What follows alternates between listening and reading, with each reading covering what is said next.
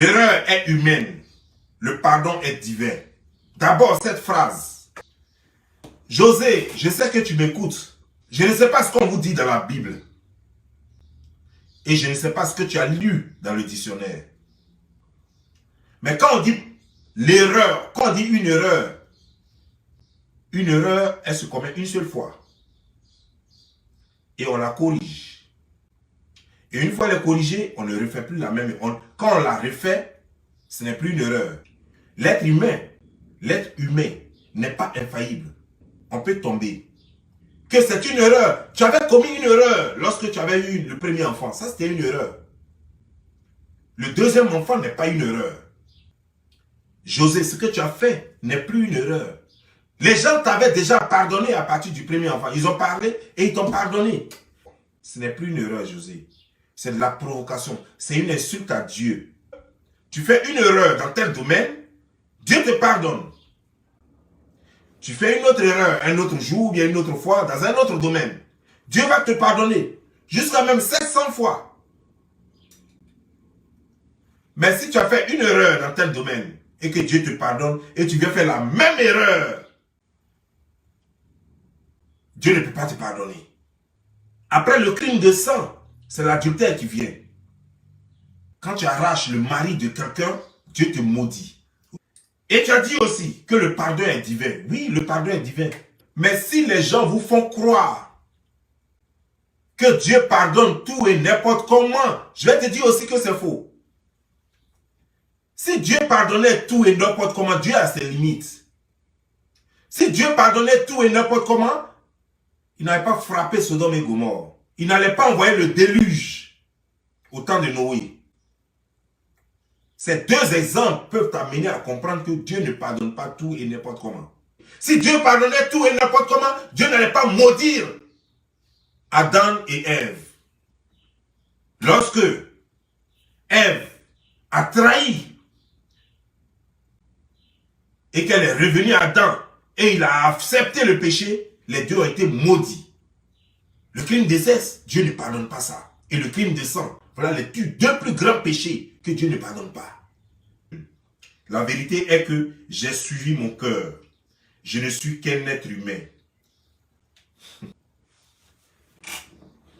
Pour que les gens te comprennent, on a l'habitude de dire un péché reconnu est d'avance pardonné, n'est-ce pas? C'est pas ce qu'on dit. Mais c'est-à-dire que tu ne peux pas aller voler les biens de quelqu'un, les moutons de quelqu'un. Tu ne peux pas aller voler le bétail de quelqu'un. Et puis tu gardes le bétail. Tu vis de ça. Tu vends les gigots et les têtes de bêtes. Et tu vas demander pardon au gars. Pardonne-moi car Dieu dit de pardonner. Je suis un être humain. Je ne suis pas parfait. La perfection n'est pas de ce monde. La perfection appartient à Dieu. Je viens de voler ton bétail. Je suis en train de vendre ton bétail.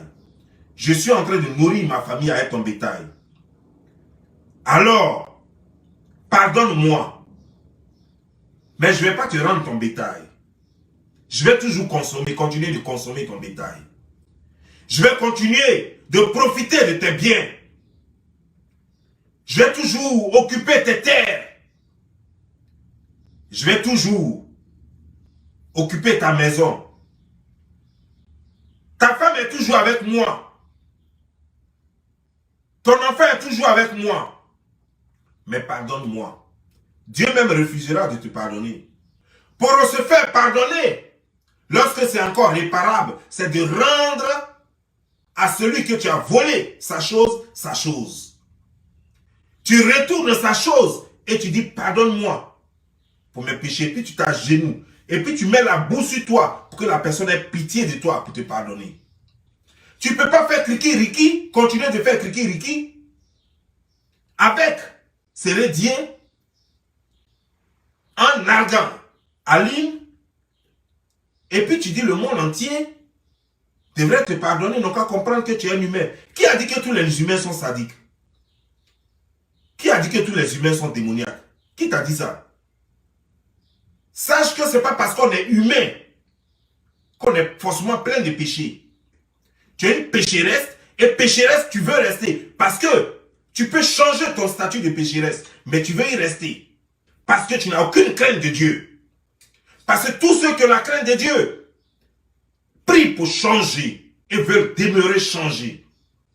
Et toi, tu ne pries pas pour changer, tu veux dire que tu es humaine et que les humains, c'est égal au péché. C'est pas vrai. Humblement pardon à celles et ceux que mes attitudes ont blessé et choqué.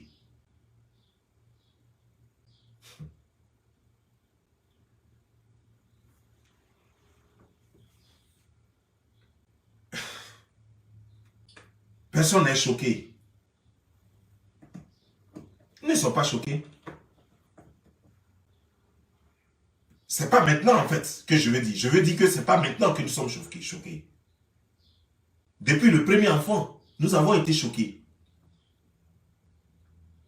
Maintenant, nous sommes juste dessus. Dessus que tu ne fasses même pas l'effort de changer. Nous sommes dessus que tu ne fasses pas l'effort de changer et que toi et Seigneur Dieu vous continuez de narguer cette femme. Tu ne regrettes rien. Tu t'y plais d'ailleurs. Tu te dis j'ai gagné. Parce que tu sais que le monsieur a fait une déclaration officielle pour dire que désormais il est avec toi. Tu dis oh j'ai gagné. Mais le monsieur te dit toujours qu'il est encore marié mais qu'il est avec toi. Ça ne te dit rien. On veut connaître ta décision face à cette déclaration. Seigneur Dieu dit que je suis encore marié. Je suis légalement marié. Mais désormais, voici celle avec qui je suis. En tant que chrétienne d'abord, avant d'en venir aux mœurs, aux bonnes mœurs. En tant que chrétienne d'abord, quelle est ta réaction face à cette déclaration?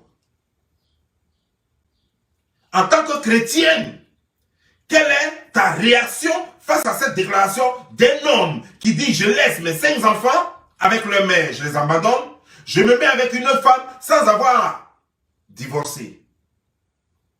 Toi, en tant qu'une femme, quelle est ta position face à cela? Imagine, inversons un peu les rôles, José. Inversons un peu les rôles. Mets-toi à la place de José, femme de Sérédier. Et on prend Aline, on la met comme Aline, maîtresse d'Ochiza de Sérédier. Et puis Sérédier a 5 enfants avec toi. Et il dit qu'il est toujours marié avec toi, mais désormais il vit avec Aline. Qu'est-ce qui va t'animer à l'instant T? Toi tu es Dida, donc je te connais.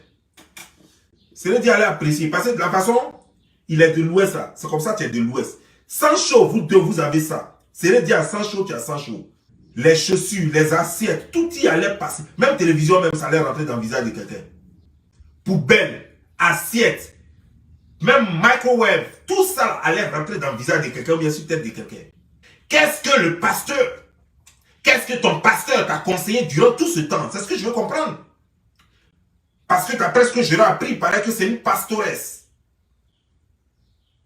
qui s'occupe de toi, qui te coach dans son église. Vrai ou faux, je ne sais pas. Je ne connais pas ton pasteur. Par contre, l'autre, Aline, il paraît que c'est pasteur sans logo. Mais ton pasteur, c'est le plus médiocre des pasteurs dans le monde, José.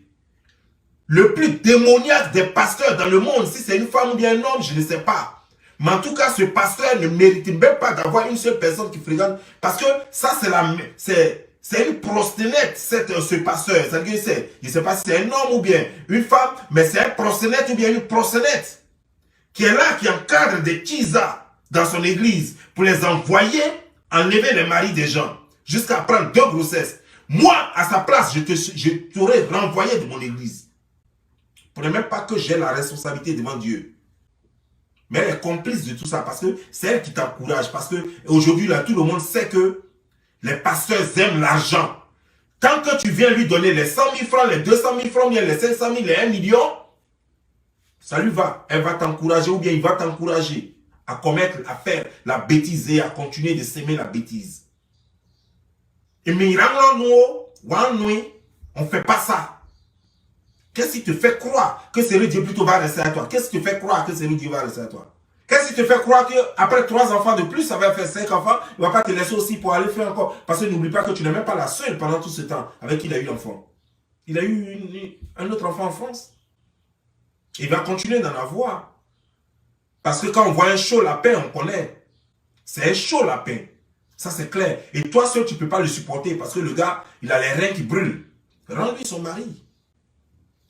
C'est en ce moment-là qu'on va savoir que tu regrettes vraiment. Sinon, tu ne regrettes pas. Tu ne peux pas avoir pris quelque chose de quelqu'un et puis c'est maintenant que tu demandes pardon. Par rapport à quoi? Le pardon, ça sert à quoi? Ça sert à quoi? Moi, je veux savoir. Parce que, au fait, moi, quand on me demande pardon, c'est qu'on a gâté quelque chose et puis on veut réparer. C'est-à-dire que quand tu vas en justice, dans n'importe quelle justice, on va te sanctionner. Soit tu vas payer de l'argent, soit tu vas faire une partie, tu vas faire la prison. Donc, il faut réparation dans une société. Quand tu gâtes quelque chose de quelqu'un, il faut réparation. Donc, tu ne peux pas garder Seigneur Dieu et puis tu dis tu demandes pardon. Son cœur brûle encore. Prends Seigneur Dieu, prends ses bagages. Il faut le renvoyer chez Aline. La femme, elle est encore vivante. Elle est là. Et toi et son mari, tu couches avec son mari. Tu fais des enfants avec son mari. Et toi et lui, vous êtes dans une organisation. Pendant que elles-mêmes, les deux mêmes n'ont même pas une petite boutique ensemble. Ça ne te dérange pas. Tu peux encore refaire ta vie. Mais rends-lui son mari. Même si elle dit qu'elle ne veut plus de lui, toi aussi, il ne faut pas le prendre.